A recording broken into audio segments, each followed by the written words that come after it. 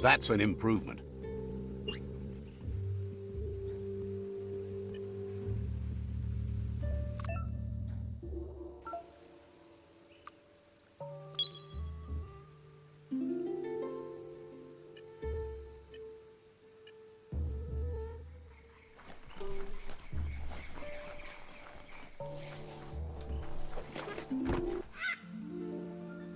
There it is, the tree of life. The idea that all life is related by common descent, where the twigs are existing species and those produced in the past represent the succession of the extinct. The tree's great branches were once budding twigs, a connection between the past, present, and future. A representation of all extinct and living species with its ever-branching and beautiful ramifications. We are an evolution of those that came before.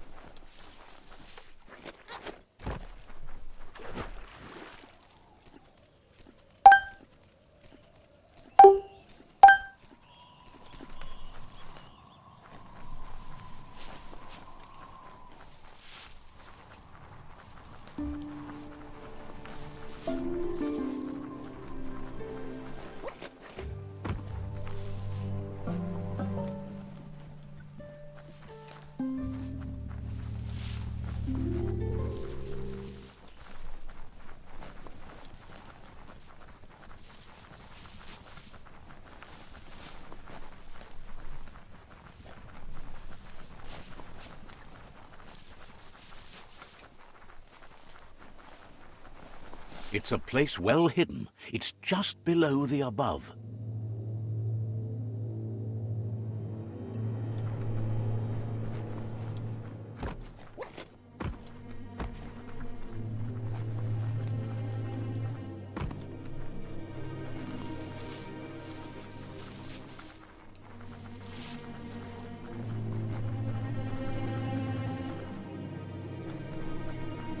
Hard to tell how deep down you are.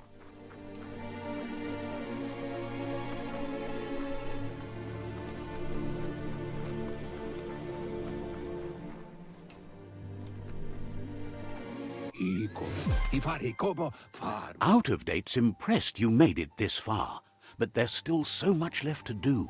The end of the world is still on everyone's minds. You've beaten a path where you have the power to destroy or save everyone. Question is, what you'll do with that responsibility. He can sense that your heart beats steadily and acknowledges that the best way to find yourself is to lose yourself in the service of others. Thinks it's important that you remember who you are and where you came from.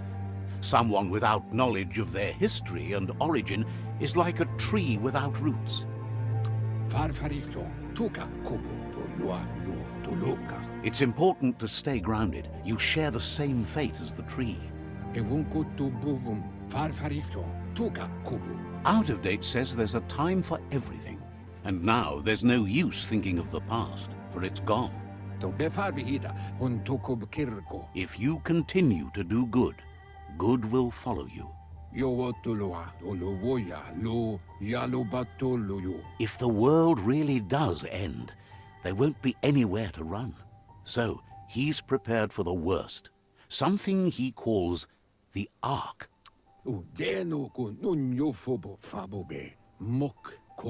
He hopes you're right. He gets that you mean the journey continues either way, but personally he wants the tree to survive. Out of Date says there's no clear record of the chain of events that changed the course of history and brought the world to its knees. He's found evidence on the Ark, records of a crisis, decades of contamination that permeated the ground and broke its inner core. The contamination disrupted what we now know as Ki energy, the life force that runs through all things, living and inanimate.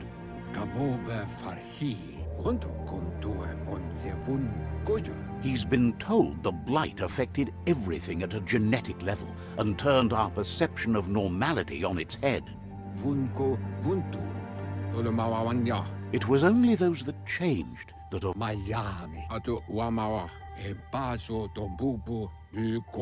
He understands you are curious about the ship at the foot of the tree.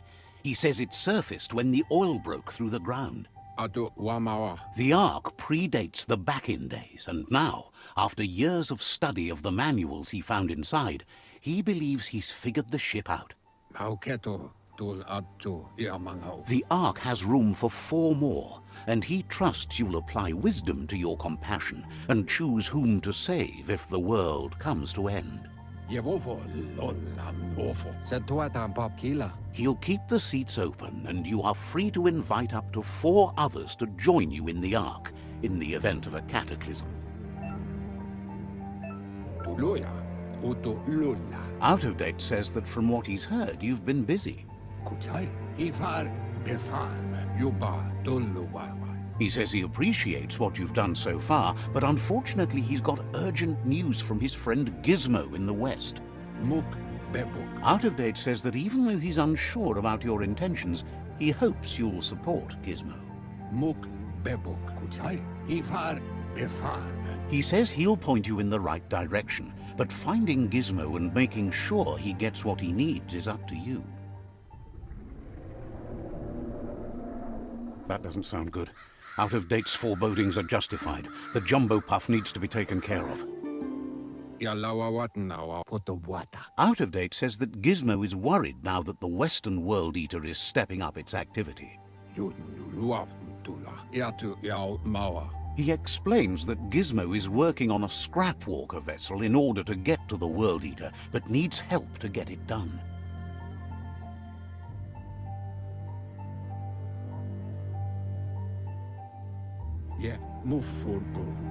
Out of Date suggests that you should head west as fast as possible and see what you can do to help. He wonders what's on your mind. Says you'll meet again.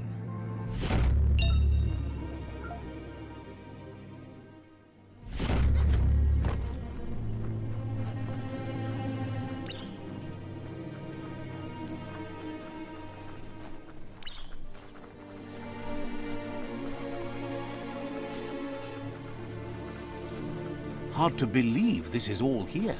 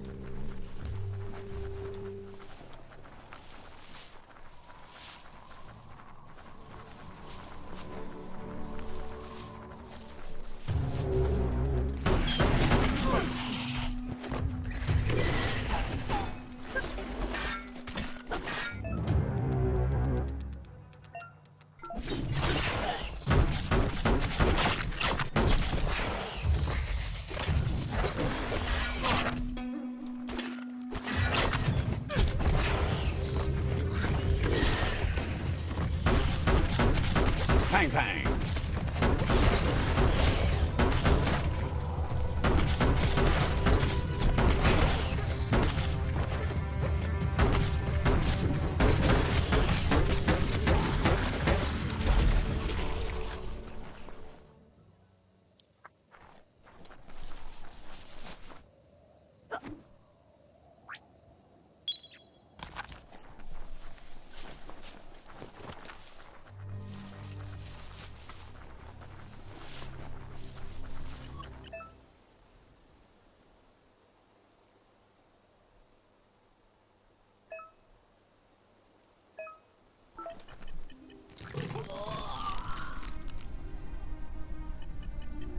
It's Bionuclear 6D.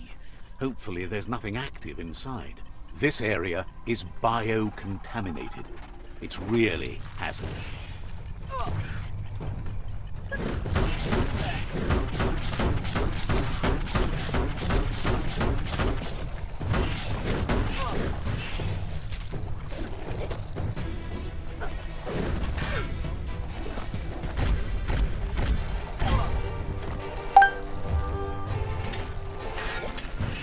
Flash the slash.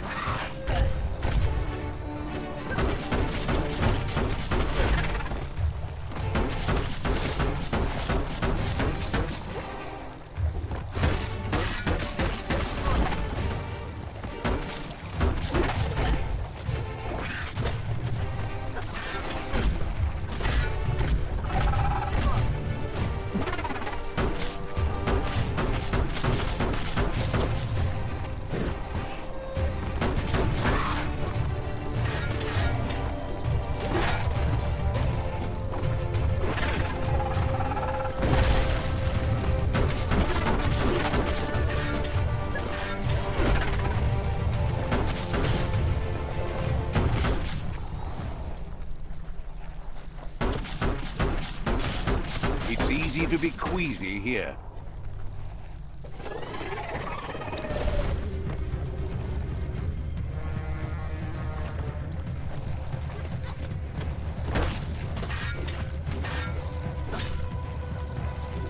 Chop chop.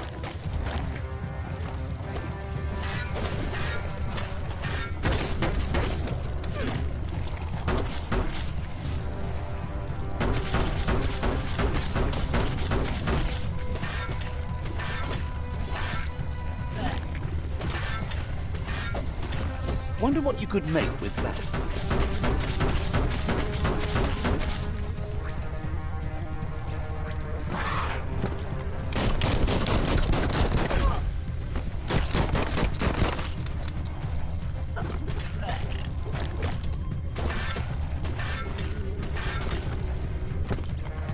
Bullets everywhere.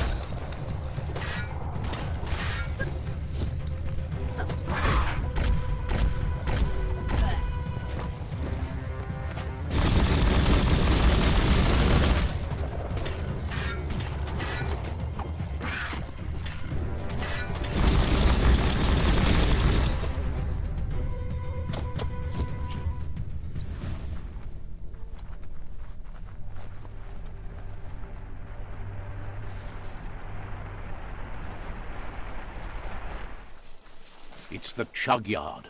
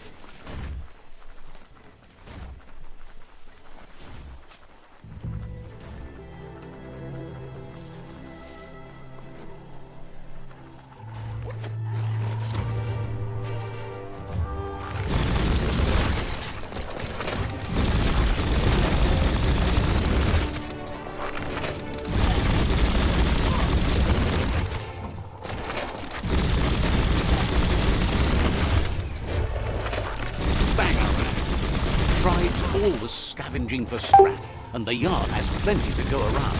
But they should have stuck to looting instead of playing around with sprockets.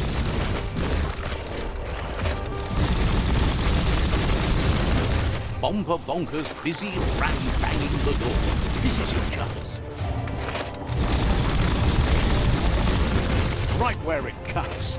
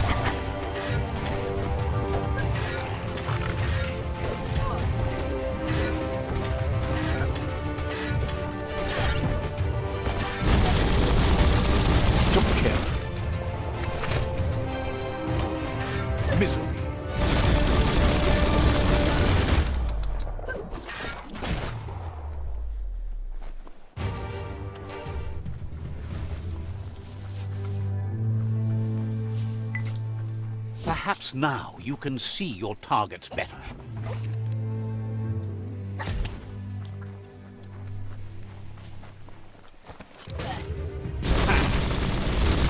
Not much left of that one.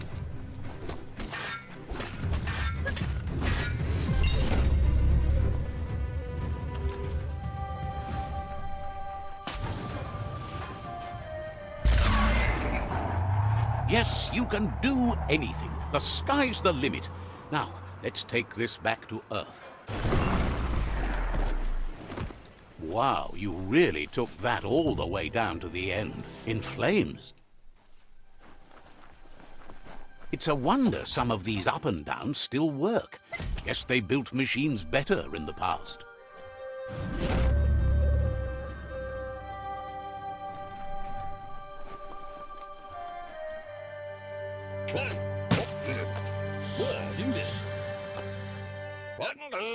I need to brush up on my Wando, but I have a feeling he believes it was you that caused the bang at the yard. Oh, and he says he knows you. You used to call him Gizmo. He gave you the oil-greased hands when he taught you how to upcycle. Gizmo remembers you as a nice kidling, and he can still sense the warmth of your good heart. But Gizmo says how you experience a memory can be different. It carries so much hate, and its insatiable hunger has only increased over the years since it claimed revenge on your parents. Gizmo says he also has re-memories from the long gone, but unlike you, he doesn't think of the past, for it's gone. He understands history made Lupa Lupin a big part of your past, your present, and soon, your future. You still believe there's some good in everyone. You still have hope for tomorrow. He says you should know that what's meant to be will always find a way. Gizmo encourages that. You should forgive, but never forget. It'll provide some comfort to your soul and keep the memory of lost loved ones in your heart. Light instantly banishes dark. How much light do you really need? All the light, all of it! I mean, you could leave a little space for the dark. All the light. Would like to know if you ever doubt the choice. Supposes that's all any of us can do. Sad to see the Tree of Life is going to die and take everything with it, but it's not like he didn't expect it. Grateful to you for coming back and doing your best to change things. You were the only chance they had. Wonders if you liked working with the Jagni. They always hunker down in their homes, gathering their things around them. Says things are important, but life's maybe a lot more so. But that's not important now. Gizmo says it's taken a long time to bring the past up to the present, and where you go from here is up to you. You need to set the past aside, at least for now. He can't leave the underyard as he has no protection against the vacuum in the dead zone, so you need to salvage scrap to upcycle the Mekton, starting with the old crate outside. You should return when you've retrieved the scrap. There's no time to waste if you want to make the Mekton strong enough to fight. There are more crates from before the apocalypse left out in the wild. Easy to find if you keep an eye out. You should be able to gather enough scrap to upgrade the Mekton from them.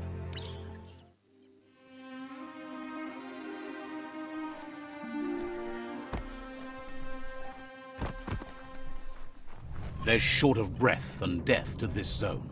Better take care. He who half breathes, half lives. Was that lightning?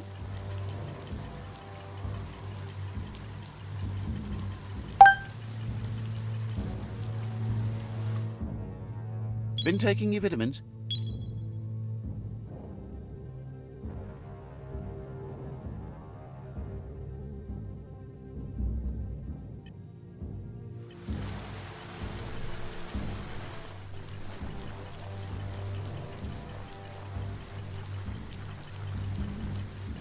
That's the leftover you're looking for.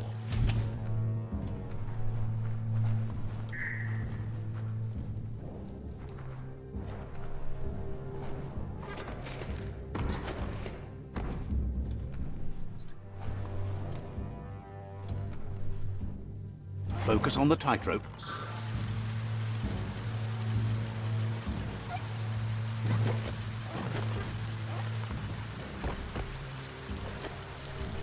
Gross. This place stinks.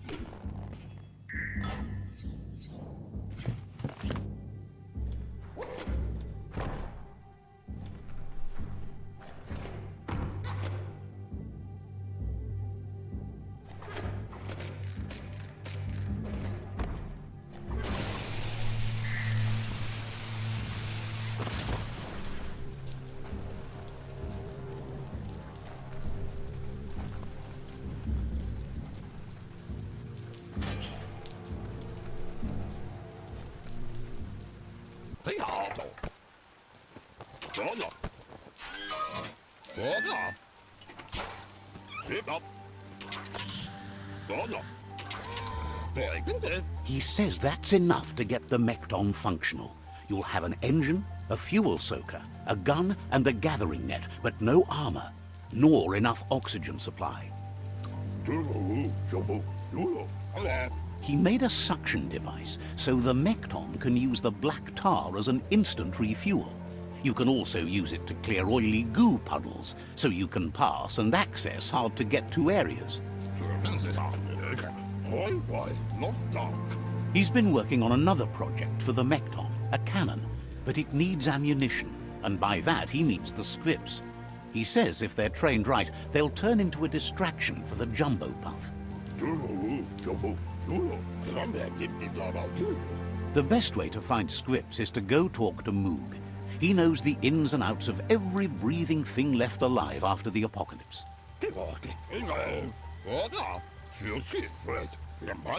Unfortunately, this means you'll have to venture far. He noticed the jumbo puff has a short attention span, so the script should distract it long enough for you to inflict some damage.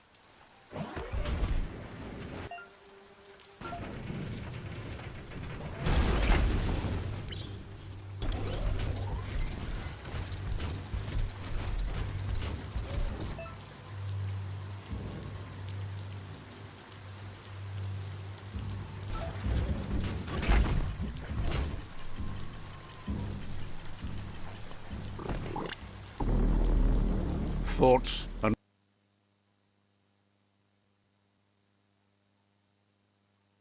brains need more airtime than this.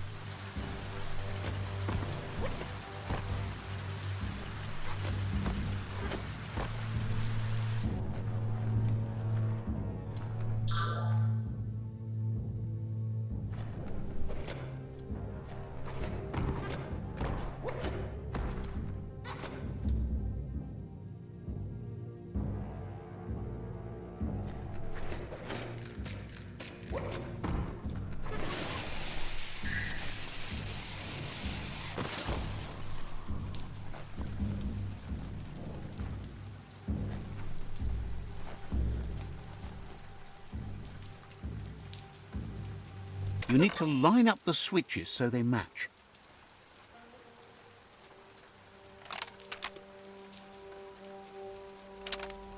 Just a few moves left. Make them count.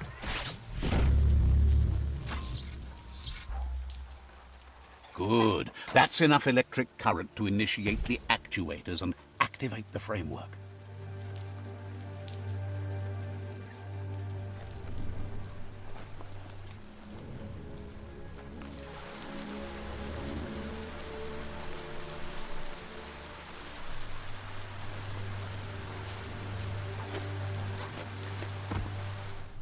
Might want to hold your breath before you head any further. You're about to witness the breathtaking vistas of what's known as the Dead Zone, the village of Blubbermud. which is maybe as messy as it sounds.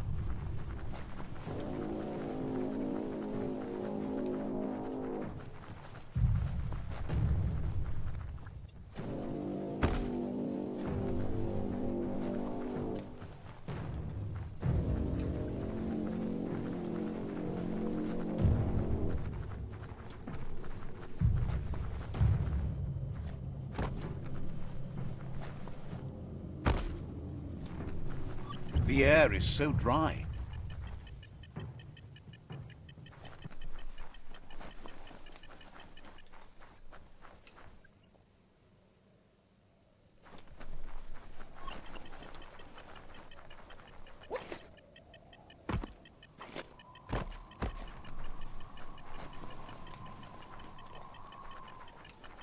That over there is Steepo Depot, the cliffside that Moog hangs on to.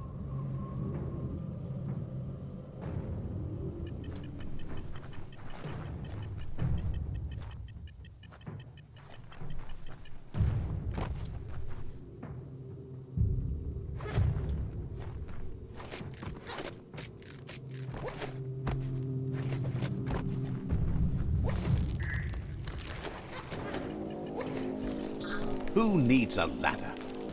Bocile. Inmo. Tiava.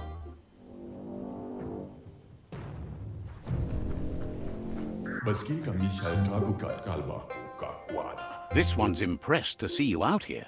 He figured you'd be dead by now. Not many are... Dana Untisa Fela. Says a monster hunter hears many things on the wind. Moog says that all your power doesn't do you a bit of good if you're not willing to pull the trigger when the time comes. Choosing what to kill and what to spare are the most important decisions you'll make. You might have a steady aim, but you need to be sure that you pick your targets with care. It's hard to make those life or death decisions for others, but someone's got to do it. Otherwise, when it comes to monsters, he mostly picks who dies. Worries that when the world dies, there won't be any monsters left. What will he shoot then? Wonders why you work so hard to keep things alive. Bullets help thin the herd instead. Approves of you working with the Jagni. They have the hunting spirits of a flock of hawks. Mostly they don't actually hunt. They just help spot monsters for him. But enough of that, right? He says the wildlife, nature, has changed and turned against us. Instincts of survival took over when the world changed. He's not sure about their veggie diet anymore, and if it's changed, who knows what it's done with the chemical composition of their body output. Right now, though, he feels he's come to a point where he's got a pretty clear idea on the whereabouts of monsters, both tall and short. Thinks that it all hangs on the tree of life. When it started to fail, everything changed. Moog says you must learn to walk before you can run. It takes practice before you can call yourself a monster hunter. Fortunately for you, he can help. He understands you need to start off with something small before you go big. There's no better place to start than a squip cave. Hunting down a couple of these little critters for yourself should keep you on your toes. Says it's not far at all. Fortunately for you, the squips seem to have acclimatized themselves to the otherwise uninhabitable dead zone.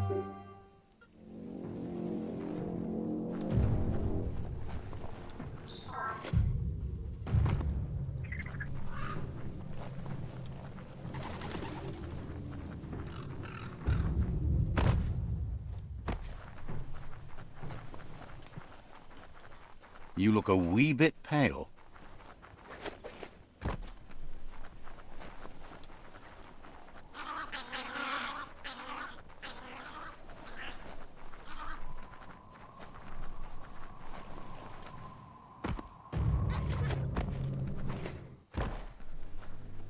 Even the feel of the air changes as you go underground. It's the scrip hole-up. Place is just filled with critters.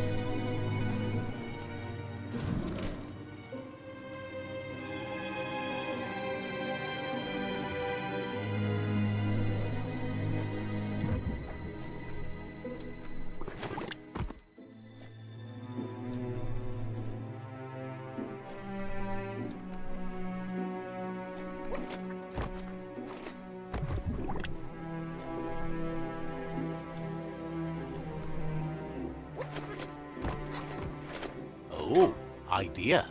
Go knock the lid off that sludge truck. It'll fill the place up and you can get up to that entrance there.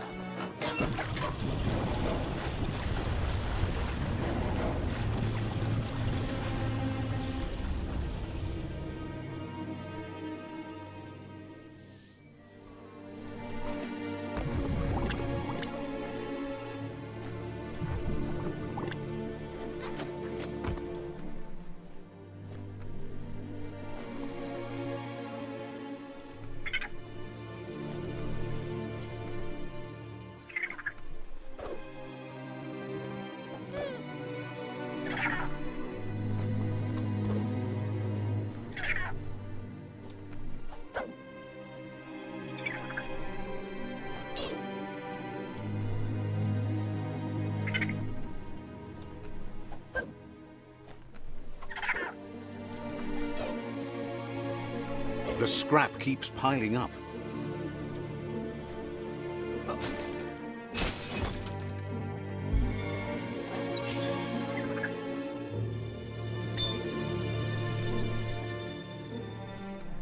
You need to line up the switches so they match.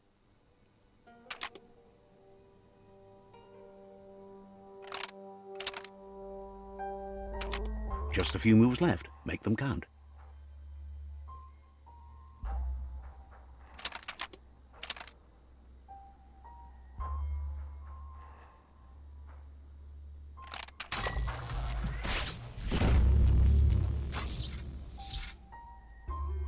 Good. That's enough electric current to initiate the actuators and activate the framework.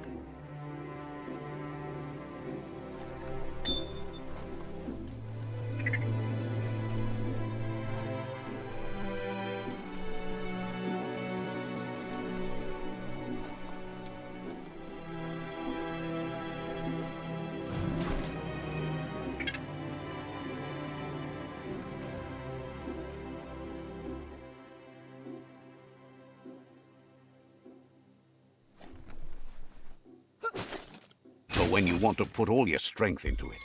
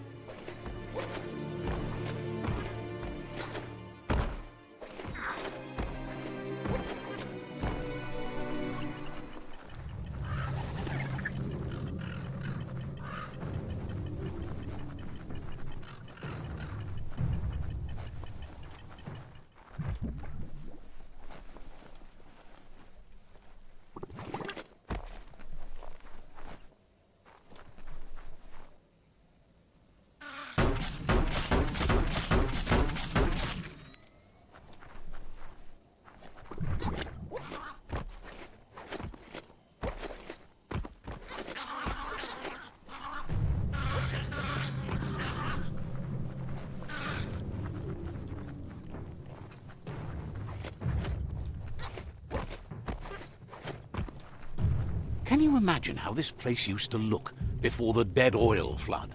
The grease monkey's Mekton is built sturdy, just like himself.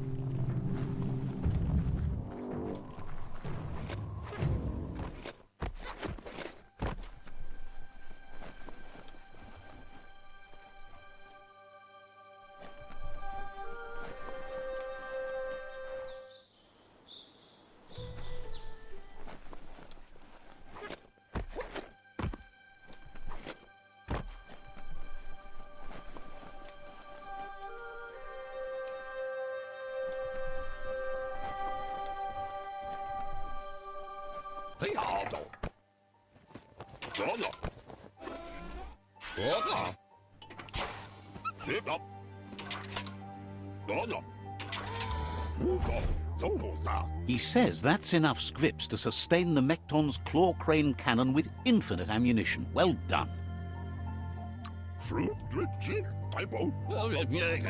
It's not his cleanest invention so far, but it gets the job done. Use it to suck up gooey oil puddles in the Mekton's way so you can pass. Gizmo's made vehicles before to confront the Jumbo Puff himself, but failed. But this time, it's different. The Mekton will be strong enough to do the job.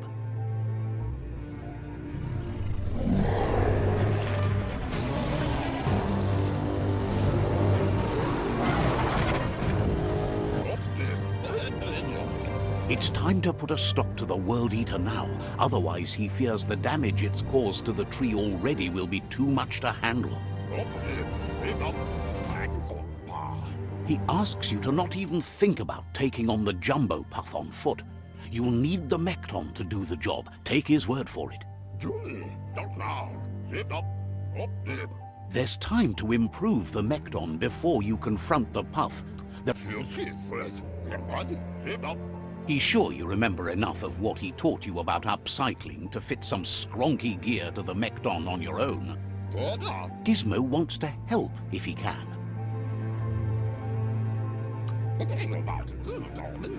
Has plenty to do, so no worries.